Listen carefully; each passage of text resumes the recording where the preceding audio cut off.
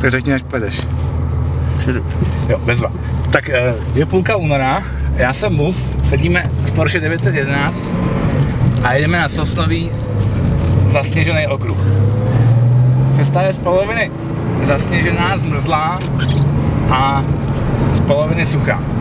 Na rovince se nedá jet víc jak 70 a to člověk musí dělat opravdu pěkně. Na konci se to vůbec nedá vybrat, takže opatrně. Většinou jen takovýmhle driftem. A když to člověk přežene, když na to šlápne víc, tak už mu hnedka zadek ulítne. Tady je to chvilku suchý, tady okamžitě na konci se musí brzdit, protože tady je to úplný led.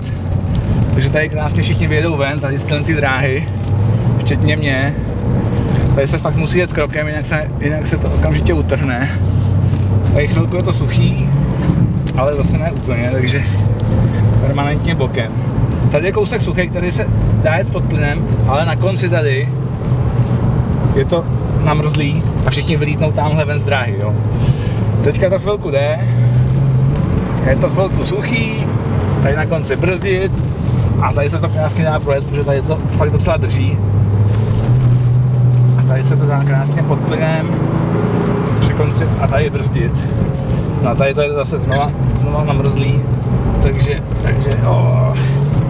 Tady to nejlépe přijít takhle rovně, musím zatáčet, protože mu to stejně nezatáčí a to je asi tak nejrychlejší způsob, kterým se to dá. Takže rovinka a na konci, jo, nějakých 60 km za hodinu, žádný zázrak, no a tady se to zase musí pořádně točit, protože to vůbec nezatáčí. Tak, tady zase opět chvilku suchý asfalt, tady brzdit, protože tady se rychle jet nedá. Jo, a už zase jdeme ven do zatáčky. Tady to fakt krokem. Člověk se musí furt do zrcátek, protože tady je miliony aut, které různě vypadávají z dráhy a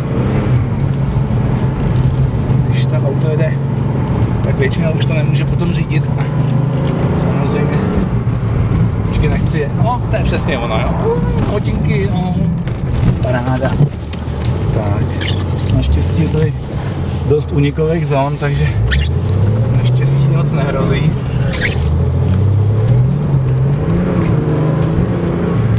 Koukám, že Filip se to už zkracuje tady tu šikanu.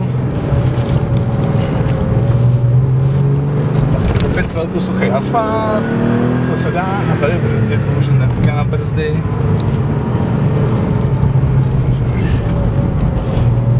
Tady tam to vždycky jedu takhle nějak rovně, moc nezatáčím, protože přesně tohle to se stane, jo. A Filip tady tancuje. Já ho nechám odjet, protože on to má s tím mamutem dost těžký.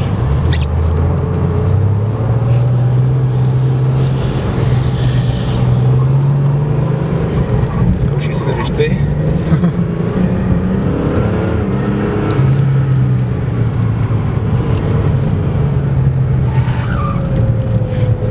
Jestli je lepší ho mít před sebou nebo za sebou. Když asi za sebou, protože on dělá takový docela bejkárny. No já taky, takže autě je cekit smrad spálených gum, ale předpokládám, že to byli ty Filipovi. Tak na tom přesně docela vždycky udělám tu chybu, že tady se rozjedu, protože tam vidím, že tam je suchý. Jenže on potom začne být led.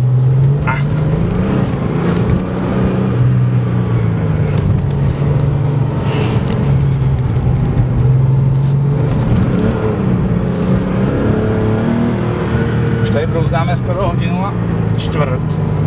Už jsme to docela dobře rozjezdili, ale stejně ještě je tady hodně úseků, které jsou totálně úzké. Konec rovinky 72, no bezva, nic moc. Takže co s tím máme?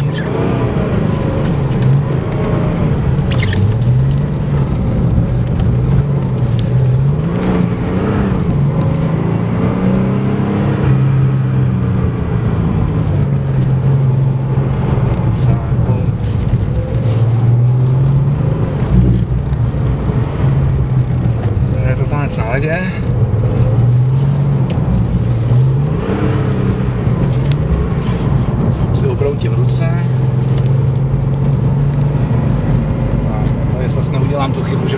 tady rozpálil, protože bylo hodně lepší jet tady pomalu a krásně se to tak dá potom vybrat.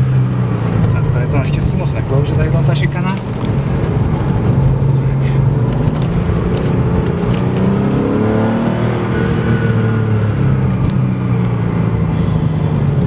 Tak ještě máme poslední kolo a pak si odpočinu. Teďka tady tohle z toho Jaguara. Dobře, ale nějaká zácpa.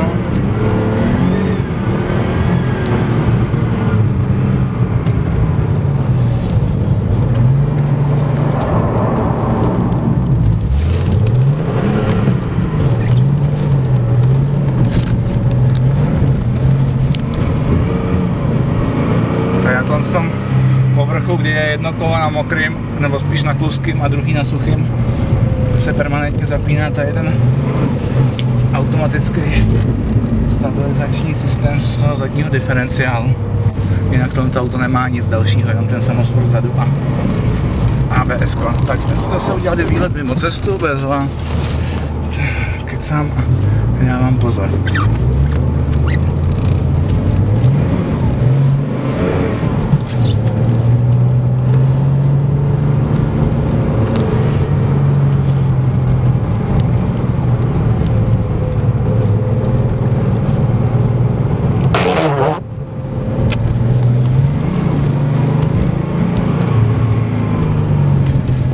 Vyjíždíme do poslední šikany. Tak si budeme to potáhnout za tělem černým Jaguárem.